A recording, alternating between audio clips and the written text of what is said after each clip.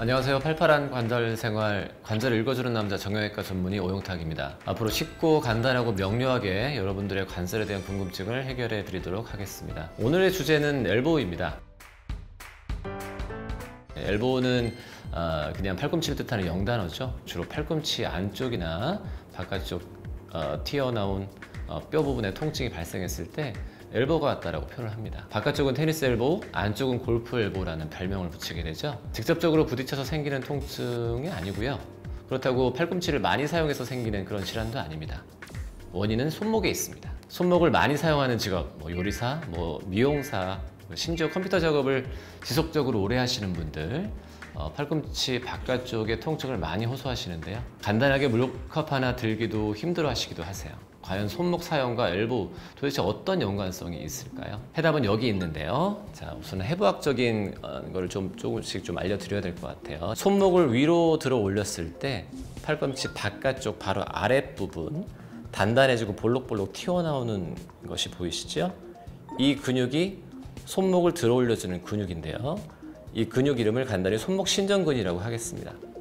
바로 이 손목 신전근의 시작이 팔꿈치 바깥쪽에 튀어나온 뼈에 부착된 힘줄입니다. 근육은 수축 유연을 통해서 에너지를 만들어내고 그런 근육의 운동이 뼈에 전달되도록 힘줄로 변해서 뼈에 부착되는 것이죠. 결론적으로 손목을 움직이기 위해서 팔뚝에 있는 손목 신전근의 수축 이완 작용이 일어나고 팔꿈치 바깥쪽에 붙어 있는 힘줄이 당겨지는 힘이 지속적으로 받게 되는 것입니다. 그로 인해서 스트레스가 쌓이면 힘줄에 미세한 손상을 일으키게 되는 것이죠. 이게 바로 엘보우의 원인이 되겠습니다. 좀 더 쉬운 예를 한번 들어볼까요? 자, 여기 커튼이 있다고 한번 가정을 해보겠습니다. 우리 어린 아이들이 커튼 아랫자락을 잡고 계속 당기면서 놀고 있는데요. 365일 동안 계속 커튼 아랫자락을 잡고 당긴다라고 한번 생각을 좀 해보세요. 이럴 때 우리 부모님들께서는 어떻게 얘기를 하실까요? 커튼 당기지 말라고 혼내시겠죠? 왜 혼낼까요?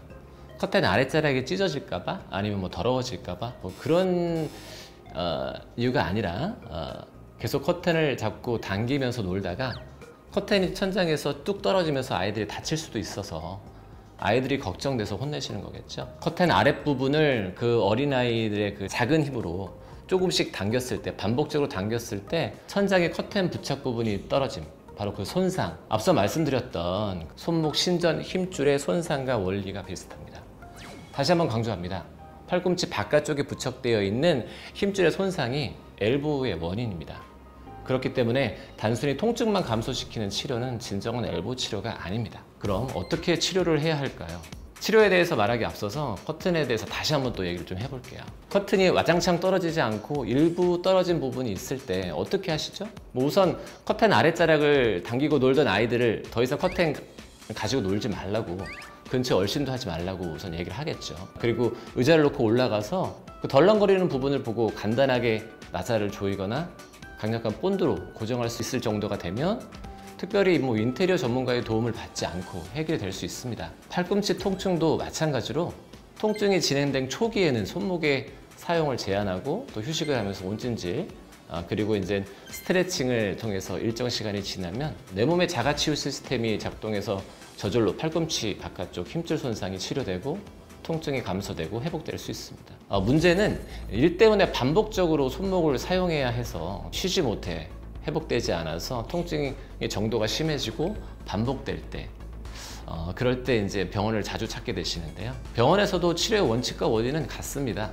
정형외과적인 치료의 원칙은 손상된 힘줄 조직의 치유, 재생, 바로 회복인데요. 마치 본드로 임시적으로 붙여놨던 커튼 천장의 연결 부위가 또 떨어지고 또 더 떨어지면 바로 인테리어 전문가의 도움을 받는 것처럼 바로 힘줄 전문가인 저희 같은 정형외과 의사들이 어떻게 해서든 더 이상의 힘줄 손상을 막고 손상된 힘줄을 회복시키고자 다양한 방법을 사용하게 되죠.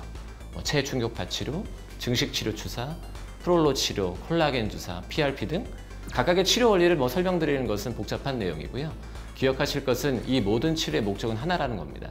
손상된 힘줄 재건, 재생이라는 것이죠. 그리고 이러한 치료의 공통점이 있는데요. 반복적으로 치료가 필요하고 치료에 대한 효과가 나타나는데 시간이 걸린다는 거예요. 한 번의 치료, 한 번의 주사로 손상된 조직이 갑자기 건강해지는 그런 기적의 치료는 없습니다. 이 대목에서 말씀하시는 분들이 있으세요. 집 앞에 있는 병원에서 주사 한 대 맞았더니 금방 나아서 안 아프던데? 라고 하시는 분들이 있습니다. 아마 그 주사는 스테로이드가 포함된 주사일 가능성이 많고요. 스테로이드의 특성상 강력한 염증을 가라앉히는 역할이 있어서 일시적으로는 염증 완화와 통증 감소에는 탁월하지만 힘줄을 회복시켜주지 않고 오히려 힘줄을 더 약화시킬 수 있어서 잦은 사용은 절대 조심하셔야 합니다.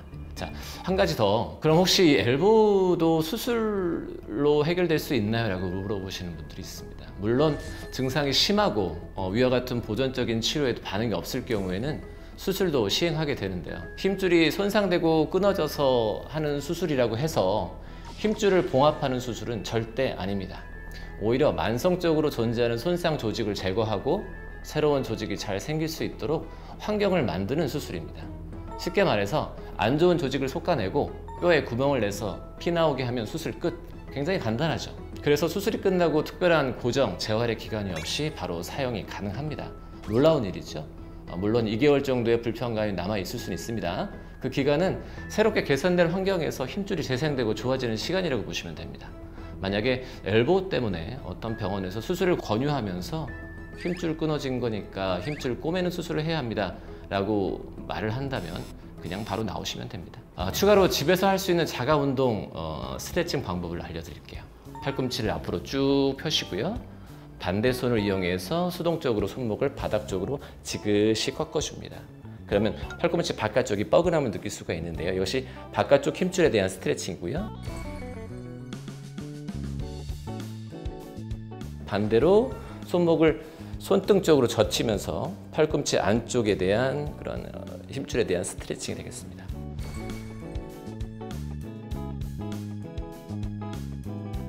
지금까지 엘보가 왜 생기고 또 어떻게 치료해야 하는지 말씀드렸는데요. 질환에 대한 정확한 이해가 치료 및 빠른 회복에 도움이 되겠습니다.